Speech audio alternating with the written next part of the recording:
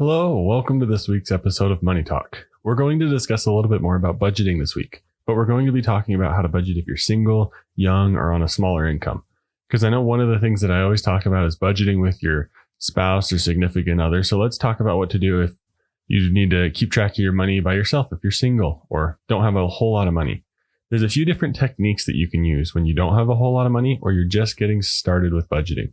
In this episode, we're going to talk about why it's important to start budgeting when you're young, the 50-30-20 method, how to help yourself with budgeting, and what can happen if you don't budget, and then celebrate 6 months with a new segment. Thank you for those of you who listen to this podcast. If you could share with your friends or family who need to have a money talk, that would be awesome. I hope this podcast can inspire some conversations around money so we can all get better with money. Let's get right into today's episode.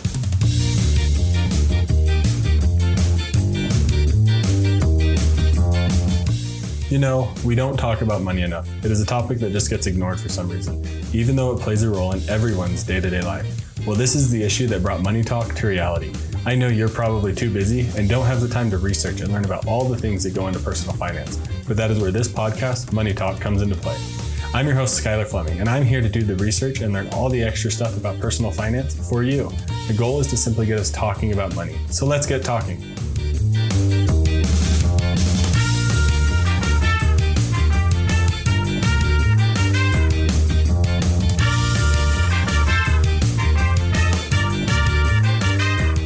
So our first point in today's episode, why is budgeting important? Well, the first main point is that it helps you live below your means. It helps you learn to do that because I think it's an important point that's communicated to everybody that you need to live below your means. But budgeting can help you actually visualize what that means, how much money you get to spend in certain places, and how much money you have overall to spend. Like, what is your means, so to speak? Like, if you're not budgeting and keeping track of your income at least, then you may not know, well, how much can I actually spend to live below my means?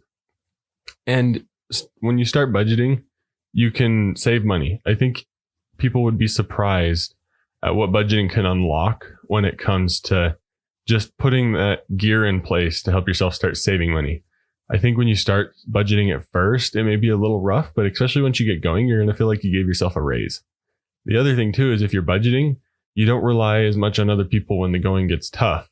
You won't look for other people for help, either it be financially or trying to help figure things out, because when you have a budget in place, you know the strengths of your financial plan and those sort of things, like your other categories and such. It's really easy to say, hey, I can't spend as much in my fast food budget because this is happening right now and I need more money in my car repair budget.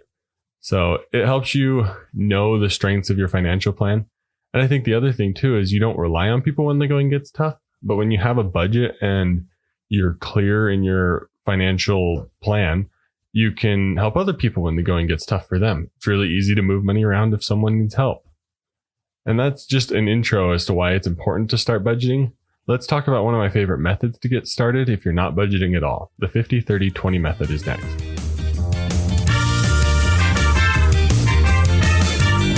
The 50-30-20 method. What does it stand for? Well, 50% of your money goes to necessities or is allocated for necessities. 30% to other spending or whatever you want. 20% is automatically saved. 20% might seem like a large number. And if you're not currently saving anything close to that, I have a strategy that can help you get there. But this is where automation comes in. Automation can help solve a lot of people's financial woes. If you're not saving enough money, consider splitting 20% of your direct deposit to a different bank account. And I think the point that I was going to get to is that you'll learn to live on however much you give yourself. If you're currently saving 0%, jumping straight to 20% will probably be impossible. But if you jump to 3%, oh, that wasn't that bad. 6%, oh, that wasn't that bad. Like, you won't notice those incremental increases. That's why one reason that employers' 401ks usually have a 1% automatic increase up to a certain percentage, because you're not going to notice it. Plus, you're probably getting raises that like balance out that when it comes to a 401k.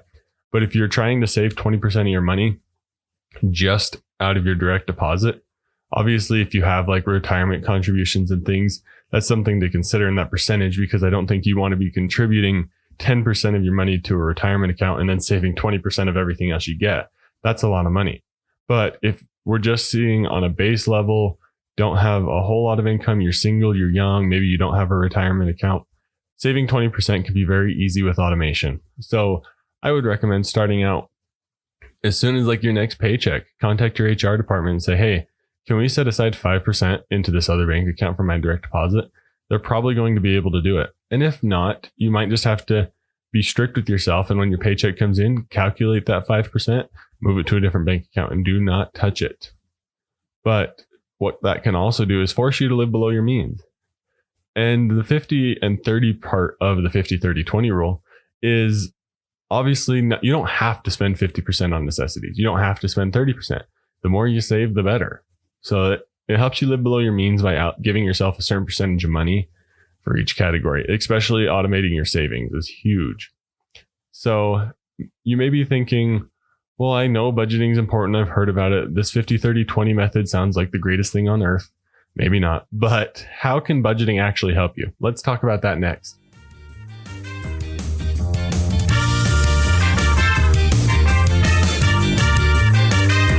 So now that you've considered some of the ways that budgeting is important or a way to budget, how can budgeting actually help you? Well, you'll actually have money saved for emergencies, and saving money for emergencies can come a lot easier when you're budgeting and know where all your money's going. So when you get a flat tire, or you get in a car crash, or you have to go to the Instacare or something like that, you have money set aside for emergencies because you're keeping track of your spending. That 20% automatically saved can very likely get very quickly. I'm like trying to think of the math. 5 paychecks get you to 1 paycheck worth of an emergency fund. And I think 10 weeks can go by pretty quickly. And obviously you can save more if you're trying to get a good emergency fund, and you probably should, because emergency funds are very important. But it's way easier to adjust your spending when the need comes. So honestly, when you're budgeting, you can have an emergency fund set aside, and there are definitely times that you need to commit to using it, but you really don't ever want to. But when you're budgeting, it's far easier to just adjust your spending when the time comes. Like a situation that just happened, I got a screw in my tire somehow and really bummed about it, but my tires are probably getting to the point where they need replaced anyways. So it'll be really easy for us to plug the tire just with a kit from the store. I'm going to go ahead and do that. But now with our budget, with me and my wife, we can easily adjust more money into our car repair budget and save money in that specific category. The other thing too, when you're budgeting, is you're far less stressed about money. I know budgeting can be hard, and sitting down and making a budget isn't always fun, but in the long run, you're far less stressed about money. And I think the gain of less stress far outweighs the cost of a stressful hour and a half or hour when you're trying to figure out how much to actually budget for. So I hope you're considering right now, hey, should I start budgeting? Share this episode with your young friends, with your like kids or grandkids that are just getting started with money. But what can happen if they don't budget? What if you don't budget? Let's talk about that next.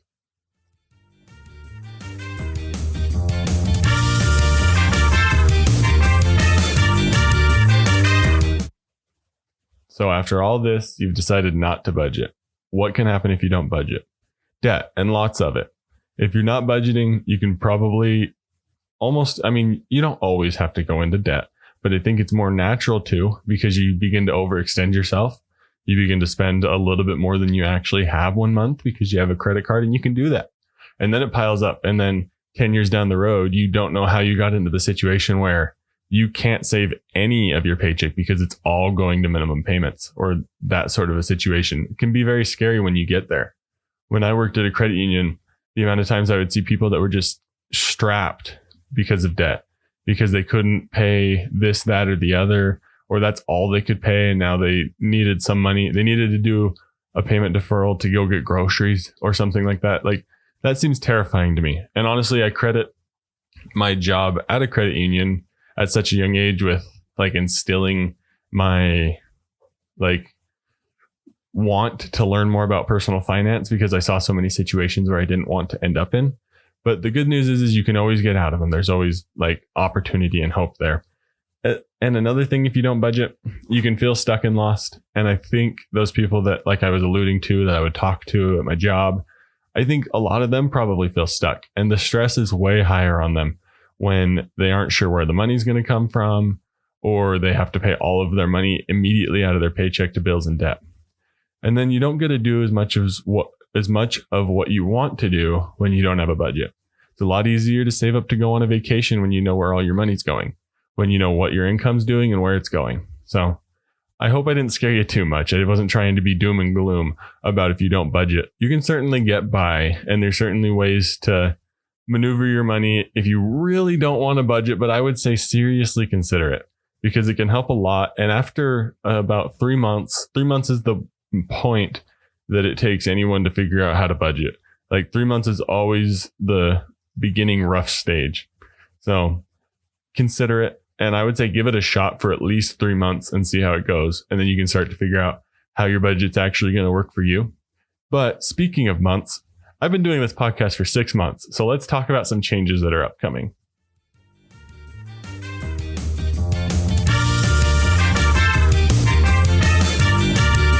I cannot believe I've been doing this podcast for 6 months. And with that is going to come a brand new segment, like I mentioned in the intro. It's crazy that I've been doing this for 6 months. I told my wife at minimum I had to do this podcast for a year. And there was one point in the middle where I was like, no, I want a break. And that was that short week break episode. I think it was around episode 19. I was like, no, I want a break. But after that week, I was like, nope, we're getting back on this horse and going to keep doing this podcast because I just really enjoy talking about money and researching it and figuring it all out. But one of the new segments that's coming, or the new segment that's coming, is some guests.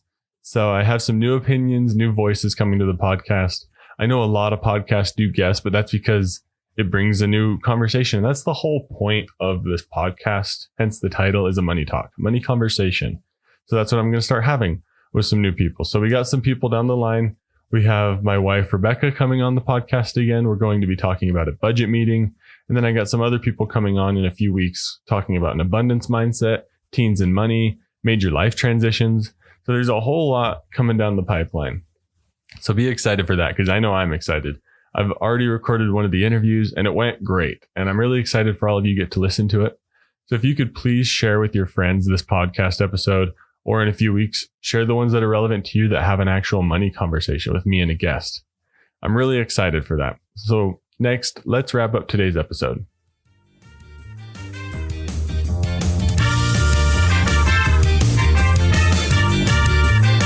Well, one of my main thoughts that I want to share is budgeting is essential.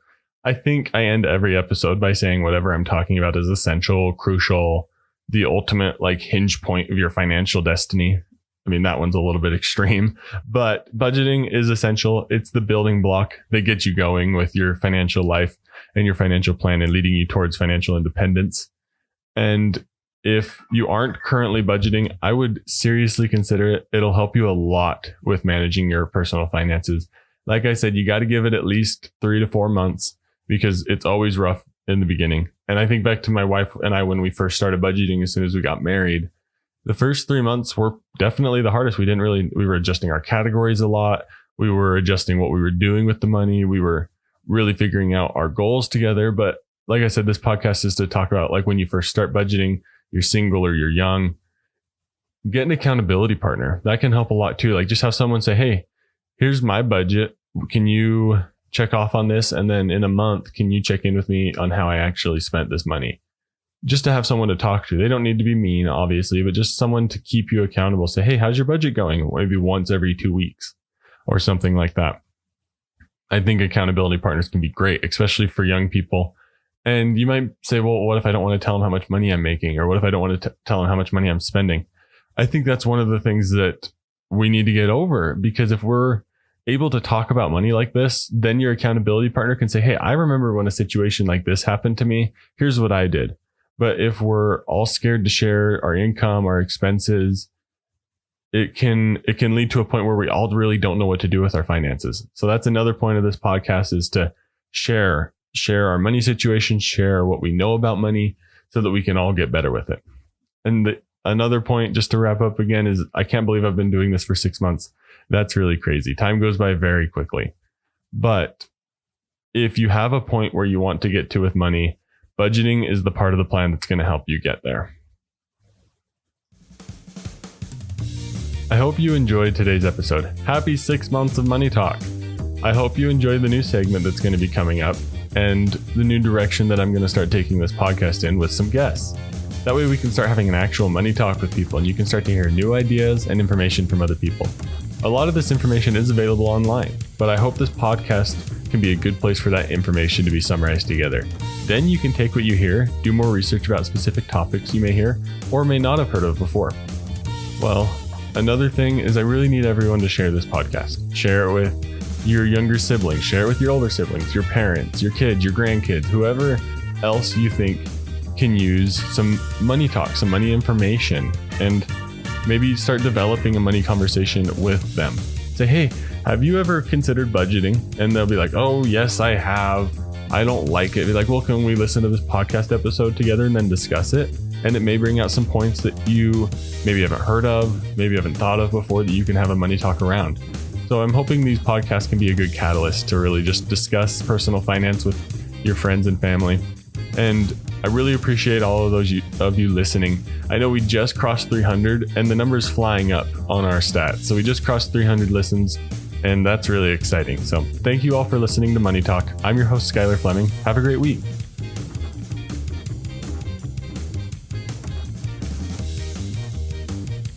Thank you for listening to Money Talk. The Money Talk show is provided for informational purposes and should not be used for personal or specific financial advice. Every situation is unique and different. Please make sure to do your own research for your personal financial situation.